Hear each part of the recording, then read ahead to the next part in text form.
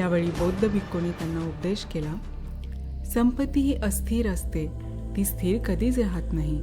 म्हणून वाजवीपेक्षा जास्त संपत्ती जवळ ठेवू नये. शिल्लक रक्कम किंवा संपत्ती लपवून ठेवू नका, मातीत पुरून ठेवू नका. अशा संपत्तीचा व्यवहारात काहीही उपयोग होत नाही. ती संपत्ती पडूनच राहते. तिचा चालू काळात आपल्याला वापर करता येत नाही. म्हणजे त्यावेळी त्या संपत्तीची किंमत शून्य असते. तिची किंमत मातीमोल असते.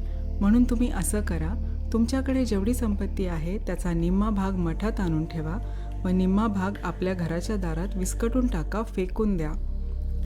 त्याप्रमाणे त्या खेड्यातील लोकांनी आपल्या जवळची सर्व संपत्ती गोळा करून मठात आणली आणि त्यातील काही संपत्ती खेड्यात दारोदार अंगणात फेकून दिली. त्यामुळे कोणालाच त्या संपत्तीबद्दलची काळजी वाटेना, सांभाळण्याचा त्रास वाटेना. थोड्याच दिवसात नेहमीप्रमाणे लुटारू आल्याचे समजले